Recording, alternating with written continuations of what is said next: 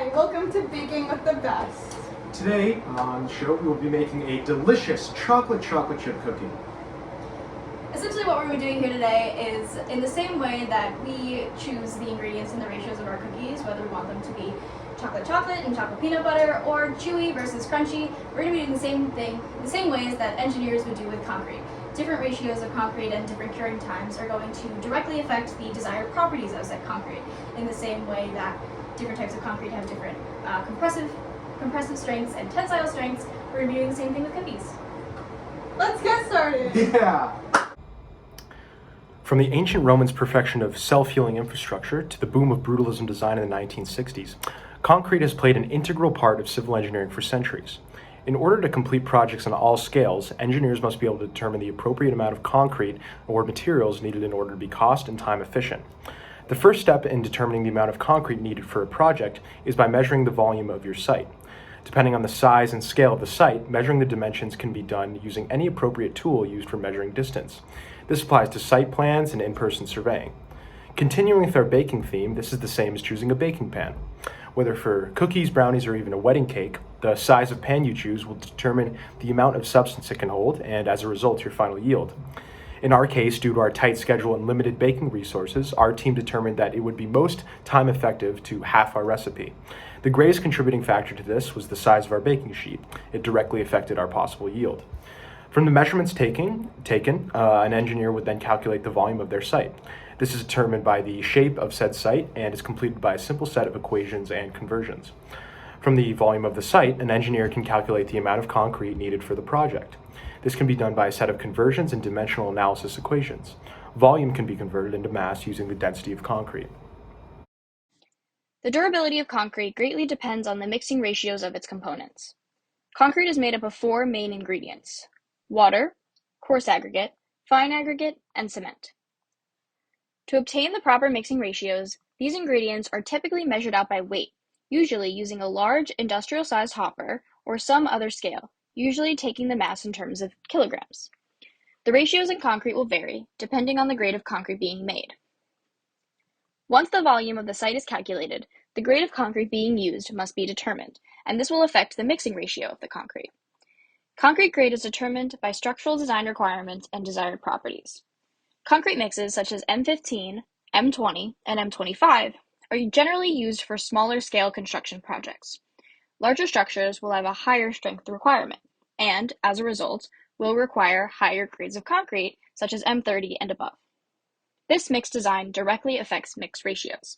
For example, M15 grade concrete, which is typically used in smaller scale projects, has a 1 to 2 to 4 ratio, which is 1 part cement, 2 parts sand, and 4 parts aggregate.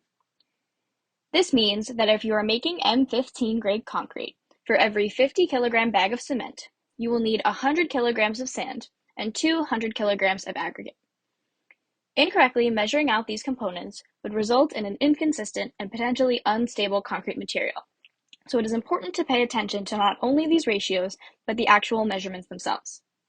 Now, in our baking context, we are using a simple food grade scale to determine the mass of each of our ingredients in terms of grams. Given our chosen recipe, it is important that we use the correct ingredient ratios, as this would result in a cookie that would be up to the recipe standards. In order to measure the correct ingredient ratios using the food scale, we had to convert the given ingredients, which are in terms of cups and ounces, to values in grams. To start, the recipe we used called for approximately 7.76 ounces of chocolate cake mix. Converting this to grams, we found that we needed 220 grams of cake mix, which we carefully measured out accordingly. Using a spoon, we carefully corrected the measurement to ensure that we had the proper amount.